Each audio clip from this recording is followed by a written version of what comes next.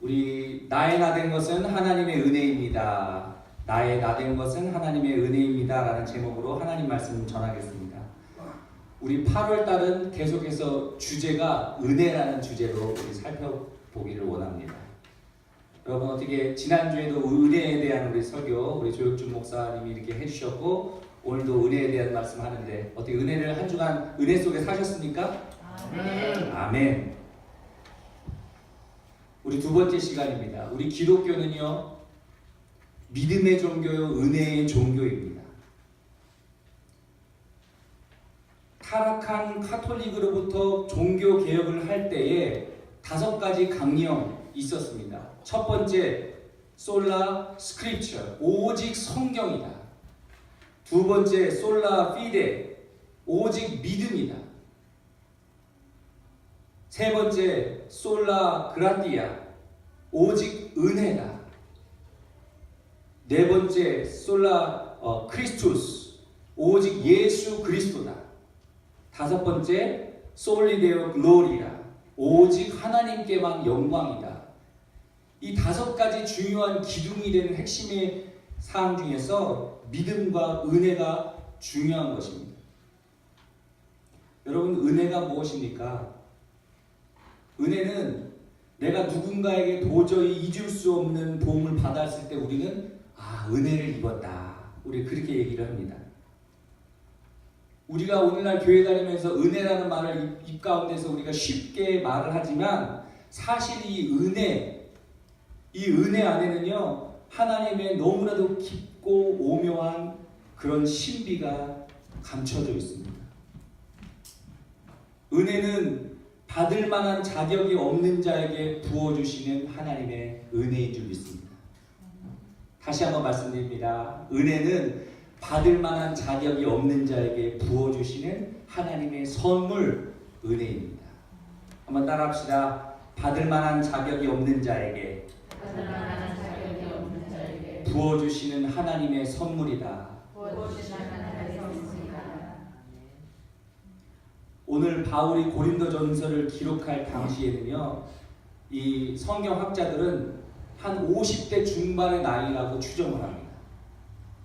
그리고 그가 다메섹에서 예수님을 처음 만났을 때의 나이가 30대 초반이라고 추정을 하는데요. 그러니까 25년 전에 그 일들을 회상하면서 지금까지 나의 나된 것은 하나님의 은혜로 된 것이구나 라고 오늘 바울은 고백하고 있습니다. 그리고 자기 자신이 이렇게 하나님 나라를 위하여서 쓰임받을 수 있었던 것이 하나님의 은혜다라고 바울은 고백하고 있습니다. 우리가 잘 알다시피 바울의 본명은 사울입니다. 사울의 뜻은 큰 자라는 의미가 있습니다. 사울은 자랑거리가 아주 많은 사람이었습니다. 당대의 최고의 지식인이었던 가말리엘에게서 개인 교습을 받을 정도로 학식이 풍부하고 모국어인 히브리 말과 그 다음 로마의 헬라 말에 능통한 이중 언어자였습니다. 문헌에 의하면 그 당시에 이중 언어를 할 수 있는 사람이 20%밖에 되지 않는다고 해요. 제가 우리 패스터 준에게도 그런 얘기를 했지만 우리 금요일날 우리 글로벌 기도회 하지 않습니까? 저는 참 이렇게 우리 패스터 준이 이렇게 한국말로 하고 또 영어로 막 이중언어로 할 때마다 너무 부럽기도 하고 너무 또 참 대단하고 대견스러운 거예요. 여러분이 상황을 아실지 모르겠지만요. 지금요 이 밴쿠버 교회들에서는 2세 하는 물론 사역자를 구하기가 참 지금 어려운 상황입니다. 그런데 영어를 할 수 있는 2세 사역자들도 어렵습니다.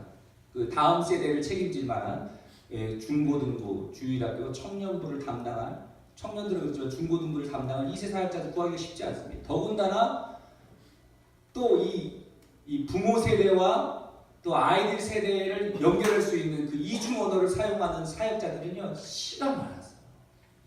찾기가 정말 힘듭니다. 그러니까 미국도 마찬가지죠. 그런 1.5세 사역자를 구하기가 너무나도 힘든데 여러분 우리는 참 얼마나 보면서 우리 패스터 준을 보면서 얼마나 대견하고 너무 부럽더라고요. 저도 이렇게 줄줄줄 했으면 좋겠는데. 아멘. 여러분, 이런 사도 바울은 이중 언어, 그는 하나님의 은혜를 받은 자였습니다. 그리고 또 사도 바울은 세계 최당시 강대국이었던 로마의 시민권을 가진 자였습니다. 로마의 시민권을 가지고 있으면 당시의 지방법으로부터 소소한 이 범죄를 저질러도 면제받을 수 있는 면제권이 있었습니다. 고문을 당해도 채찍질을 할 수 없고, 고문을 할 수도 없고 채찍질을 할 수도 없고 어디서나 보호받을 수 있는 힘이 있는 자가 바로 로마 시민권을 가진 자였습니다. 그리고 바울은 율법에 능통한 자였습니다. 오늘날에도 법에 능통한 이 검사라든지 변호사들이 얼마나 이 능력이 있습니까? 그죠? 또 존경받는 그런 사회 아닙니까? 당시에도 바울은, 이 사울은 율법을 너무나도 능통했기 때문에 그 율법에 역행하는 예수 믿는 사람들을 핍박하는 일을 앞장섰던 것입니다. 그것이 하나님을 기쁘게 하게 된 줄 알고 그렇게 한 것입니다. 이처럼 자랑할 것이 너무나도 많았던 사울이 다메섹에서 예수 그리스도를 만나고 그 이름을 계명하였는데 바로 바울로 계명을 한 것입니다. 바울의 뜻은 작은 자입니다. 자기가 다른 사도들처럼 내가 예수님을 직접 보고 예수님께 직접 배우지도 않고 오히려 내가 이 율법의 잣대로 예수 믿는 사람들을 정죄하고 잡아 죽이는, 스데반을, 이 믿음의 집사 스데반을 죽이는 정말 용서받지 못할 죄를 지은 나이지만 예수님의 그런 특별한 은혜로 말미암아 나를 만나주시고 또 사도 바울이라는 사도로 하나님 칭해주시고 또 이렇게 복음의 증거자로 하나님 앞에 설 수 있게 해주신 그 하나님의 은혜를 보답하며 작은 자, 그런 바울로 살아가고 있는 것입니다. 그런데 여러분, 이렇게 복음을 위하여서 예수님을 위하여서 살아가는 이 바울에게도 한 가지 고민이 있었습니다. 그것은 바로 죄라고 하는 문제였습니다. 죄. 죄가 무엇입니까? 법이라는 이 기준을 어긴 것이 바로, 엇나간 것이 바로 죄입니다. 법에는 세 가지로 말씀드릴 수 있습니다. 첫 번째는 사회법이 있습니다. 나라마다, 주마다 사람들이 약속에 의해서 세워준 법이 이 사회법인데 이 법에 비추어 봤을 때 법을 어긴 것이 바로 죄입니다. 예를 들어서 남의 물건을 훔치면은 1년 징역, 차를 타고 가다가 속도 위반을 하면 범칙금을 떼고 얼마 더 2배로 하면은 차를 압류당하고 이런 이 사회법이, 이것이 모두 사회법입니다. 두 번째는요, 도덕법 혹은 양심의 법이 있습니다. 이 도덕법은 10계명에 다 담겨져 있습니다. 마태복음 5장에 예수님께서 10계명을 이렇게 풀이해 주지 않습니까? 예수님이 뭐라 말씀하십니까? 살인하지 말라고 너희는 10계명에 기록되었으나 형제에게 화내고 욕하는 자마다 너는 이미 살인하였다. 너희는 간음하지 말라고 들었으나 여자를 보고 음욕을 품은 자마다 이미 간음하였다. 또한 내 이웃의 아내나 남종이나 여종이나 소나 낙이나 내 이웃의 소유를 탐하지 말라. 탐하지 마라. 이것이 바로 이 도덕법, 양심의 법입니다. 여러분, 이 도덕법은요, 사회법에 접촉되지 않기 때문에 구속되지 않습니다. 징역을 살지는 않지만 이 도덕법에 위배가 된다는, 이 도덕법 위배가 되는 것이 바로 죄가 된다는 것입니다. 오늘날 우리가 이 사회 가운데 저나 여러분이나 이 모든 사회가 이런 도덕법, 양심법에 걸리지 않는 사람이 여러분 몇이나 되겠습니까? 마음속에 생각하고 마음에 품은 것들이 다 죄라는 거예요. 세 번째는요, 법에는 하나님의 법이 있습니다. 사회법에도 안 걸리고 이 도덕법에도 안 걸리지만 하나님의 법에 걸리게 되면 그 사람은 하나님의 진노를 사게 되고 결국 지옥에 간다는 것입니다. 법의 체계가 그렇습니다. 사회법이 있고 그보다 높은 도덕법, 양심의 법이 있고 그보다 더 높은 하나님의 법이 있습니다. 여러분 우리가 신인들 생각할 때에 내가 사회법을 어기지 않으면 그리고 내가 도덕적으로 양심적으로 내가 착하게 살고 선하게 살면 내가 하나님 앞에 죄가 없는 것으로 착각하기 쉬운데 여러분 하나님의 법은 제일 높은 법이고 무서운 법입니다. 왜냐하면 사회법이나 내가 도덕법을 어겼다 하더라도 내가 지옥 가지는 않지만 하나님의 법을 어기면 지옥에 가기 때문에 가장 무섭고 엄한 법이라는 것입니다. 그러면은 하나님의 법은 무엇인가? 하나님의 법으로 볼 때 가장 큰 죄는요, 바로 예수 그리스도를 믿지 않는 것이 가장 큰 죄라는 것을 여러분 믿으시기 바랍니다. 내가 아무리 착하게 살고, 내가 선하게 살아도 하나님을 믿지 않는 것이 큰 죄가 되어서 그것으로 인해서 지옥에 간다는 것입니다. 마태복음 16장 16절에 믿고 세례받는 사람들은 구원을 얻을 것이요 믿지 않는 사람은 정죄를 받으리라. 더 구체적으로 하나님의 법을 세 가지로 분류할 수 있는데요. 한번 넘겨주시겠어요? 첫 번째는 하나님의 법 첫 번째는 불법의 죄입니다. 따라합시다. 불법의 죄. 불법의 죄. 요한일서 3장 4절 말씀 함께 읽겠습니다. 시작. 죄를 짓는 자마다 불법을 행하니 죄는 불법이라. 죄는 불법이라. 이 불법의 영어 성경에 보면 NIV에 보면 lawlessness라고 했습니다. 무법이래요. 무법. 법이 없는 사람, 무법한 사람이 죄라는 거예요. 우리들은 흔히 이 사람은 정말 법 없이도 살 사람이야. 그렇게 착한 사람을 두고 얘기하지 않습니까? 그런데 여기에 말하는 법은요, 하나님의 법을 말합니다. 지지난 시간에 제가 말씀드렸듯이 하나님을 경외하지 않고 하나님을 두려워하지 않고 하나님의 말씀을 지키지 않고 따라가지 않고 자기 자신이 법이고 내 자신의 옳은 소견대로 사는 사람, 이 사람이 불법한 사람, 그 사람이 바로 죄인이라고, 하나님의 법에 어긋난 사람이라고 성경은 기록하고 있습니다.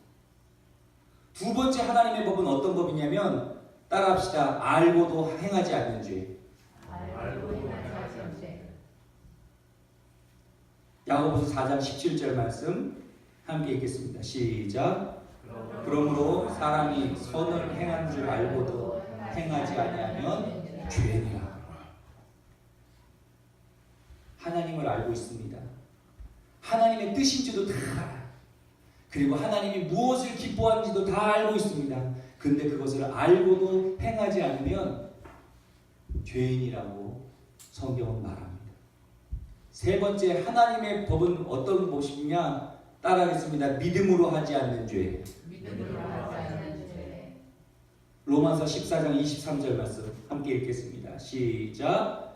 의심하고 먹는 자는 정죄되었나니 이는 믿음을 따라 하지 아니하였기 때문이라. 믿음을 따라 하지 아니하는 것은 다 죄니라. 내가 종교적인 열심을 가지고 성경에 기록된 부정한 음식들을 내가 먹지 않고 예배도 빠지지 않고 내가 잘 참석하고 교회 일을 아무리 열심히 많이 해도 여러분 믿음이 아니면은 믿음으로 하지 않으면 그것이 죄라고 말합니다. 참 어렵죠, 여러분? 과연 우리 중에서 이 하나님의 법 앞에 떳떳한 사람이, 자유로운 사람이 여러분 누가 있겠습니까? 자신에게 당당하게 말할 수 있는 사람이 누가 있겠습니까? 사회의 법은 내가 어기지 않을 수 있겠지만 도덕법, 양심의 법으로부터 여러분 얼마나 자유로우십니까? 내가 생각으로 마음으로 여러분 얼마나 하나님 앞에 정직하게 살아가십니까? 설상가상 내가 천성이 정말로 착한 사람이라 정말 법 없이도 내가 도덕법을 내가 완벽하게 지켰다 할지라도 내가 하나님의 법 앞에서는 과연 내가 떳떳할 수 있겠느냐, 내가 자유로울 수 있겠느냐, 여러분 그런 것입니다. 그래서요 오늘 바울은 이 율법에 능통한 이 바울은 그 법을 너무나도 잘 알고 있었기 때문에 하나님 앞에 막 절규하는 거예요. 오늘 우리가 뒤늦게 읽었던 로마서 7장에 보면은 절규를 합니다. 내가 원하는 바 선은 행하지 아니하고 도리어 원치 않는 악을 행하는도다. 내 속사람으로는 하나님의 법을 즐거워하되 내 지체 속에서 다른 법이 내 마음의 법과 싸워 내 지체 속에 있는 죄의 법 아래로 나를 사로잡아 오는 것을 보는도다. 오라 나는 곤고한 사람이로다. 이 사망의 몸에서 누가 나를 과연 건져낼 수 있으랴. 오늘 바울은 막 절규를 하고 있는 것입니다. 내가 예수님이 나를 만나주시고 거듭난 이후에 내가 착한 일을 행하고 사회법을 지키고 도덕법을 지키고 하나님의 법을 지키며 내가 살고 싶은데 도저히 이 육신의 입고는 내가 100% 하나님의 뜻대로 살 수가 지키며 살 수가 없다는 거예요. 바울이 그것 때문에 괴로워하고 있는 거예요. 눈만 뜨면 눈으로 보는 것마다 범죄합니다. 생각으로 하는 것마다 그냥 다 범죄합니다. 마음속에 품은 것마다 범죄합니다.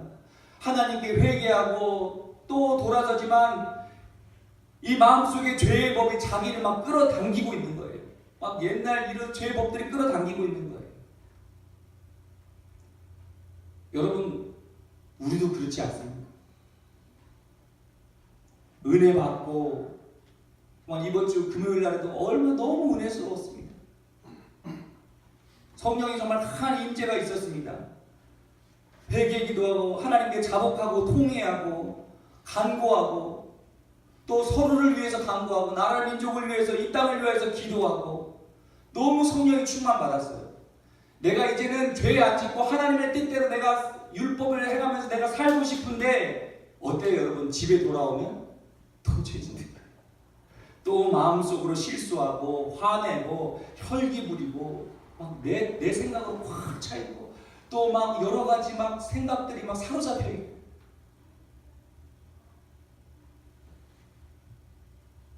여러분 왜 이렇게 살 수밖에 없습니까? 왜 이런 모순이 있냐는 거예요. 예수님이 나를 만나주시고 나는 이제 거듭나고 그리스도의 사람이 되었는데 왜 우리는 이렇게밖에 살 수가 없냐는 거예요.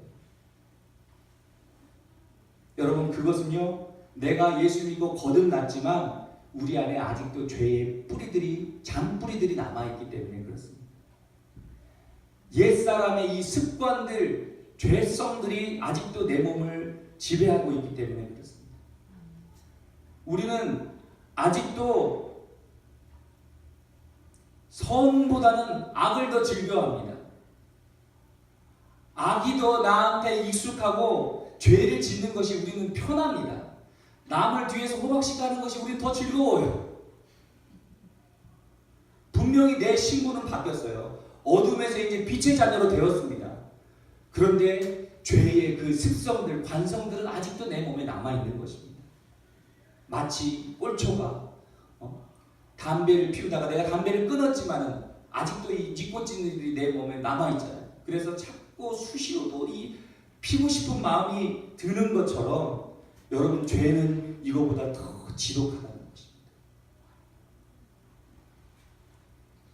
그러면 여러분 우리가 어떻게 하면 이 죄에 대해서 자유로울 수 있습니까? 죄에 대해서 우리 그리스도인들은 어떻게 하나님께서 해결해 주십니까? 바로 그래서 하나님의 은혜가 필요한 줄 믿습니다. 하나님의 은혜가 그래서 필요합니다. 오늘 사도 바울이 그대로 이 오호라 나는 곤고한 사람이로다 이 사망의 법에서 누가 나를 건져내 좀 주세요라고 한탄했을 때에 갑자기 7장 마지막에 생뚱맞게 7장 마지막 절에 보면요 로마서 7장 25절에 보면 우리 주 예수 그리스도로 말미암아 하나님께 감사하리로다 무릎을 치면서 사도 바울이 다 깨달은 거예요. 그러면서 결론이 뭐예요? 우리 아까 8장 1절 2절 말씀 함께 우리 다시 한번 읽겠습니다. 로마서 8장 1절 2절 말씀 시작. 그러므로 이제 그리스도 예수 안에 있는 자에게는 결코 정죄함이 없나니 이는 그리스도 예수 안에 있는 생명의 성령의 법이 죄와 사망의 법에서 너를 해방하였음이니라. 아멘. 우리는 여전히 육신은 죄를 지을 수밖에 없는 그런 연약한 자들이지만 예수 안에 있는 그 성령의 법이 죄와 사망의 법에서 우리를 해방시켜 주셨다는 것입니다. 또 3절 말씀, 율법이 육신으로 말미암아 연약하여 할 수 없는 것을 그것을 하나님은 하시나니 곧 죄로 말미암아 자기 아들 죄에 있는 육신의 모양으로 보내어 육신의 죄를 정하게 하사. 내 육신으로 연약함, 내가 육신에 연약해서 도저히 할 수 없는 그런 일들을 우리 하나님께서 해결해 주셨다는 겁니다. 어떻게 해요? 내가 받아야 될 모든 죄의 그 형벌들을 예수님께서 대신 담당해 주셨습니다. 지금도 여전히 나는 죄를 지으며 살 수 없는 연약한 사람들이지만 이미 내 과거에 지었던 죄, 그리고 내가 지금 머릿속으로 마음속으로 짓고 있는 죄, 그리고 앞으로 짓지는 않았지만 여러분이 지고 있는 그 죄, 모든 죄를 이미 대가가 예수 그리스도로 인하여 지불되었다는 것입니다. 할렐루야. 그렇기 때문에 죄와 사망의 법으로부터 우리의 행위로 인해서 죄의 행위가 규정돼야 돼요. 야, 이래 돼서 너는 지옥에 가야 돼 라고 규정돼야 되고 영적인 사망 선고를 받아야 되는데 그 그리스도인의 법이 우리를 해방하였다는 것입니다. 그리스도 안에 있는 자에게는 결코 정죄함이 없다. 결코 정죄함이 없다라는 말이 바로 이런 의미입니다. 사랑하는 여러분, 우리가 예수 안에 있으면 우리는 어떤 경우에도 버림받지 않습니다. 할렐루야. 우리가 죄 지었다고, 여러분 내가 실수했다고 넘어졌다고 내가 우리의 신분이 취소되거나 내가 이 구원이 무효가 되는 것이 아닙니다. 여러분 이것이 바로 하나님의 특별한 은혜라는 것을 여러분 깨달으시길 바랍니다. 그게 특별 은혜예요. 특별 은혜. 내가 받을 만한 자격이 있어서 주시는 것이 아니라 받을 자격이 없는 나에게 주시는 하나님의 선물, 바로 그것이 은혜라는 것을 여러분 깨달으시기를 축복합니다. 아멘.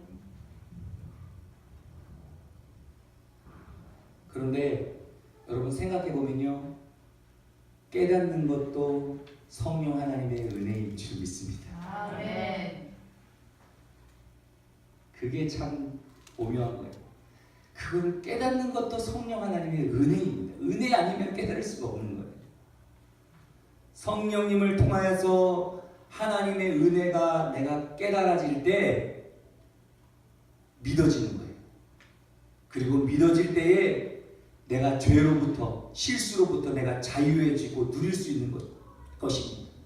내가 하나님께 더욱더 감사하게 되고 찬양하게 되고 내가 주님을 더욱더 한량 없는 은혜, 갚을 없는 은혜, 주님 감사합니다. 하나님을 내가 더욱더 깊이 사랑할 수 있게 되는 것입니다. 우리 지난 시간에 원주민이 우리 사슴고기를 갖다 줘서 사슴고기를 먹었죠.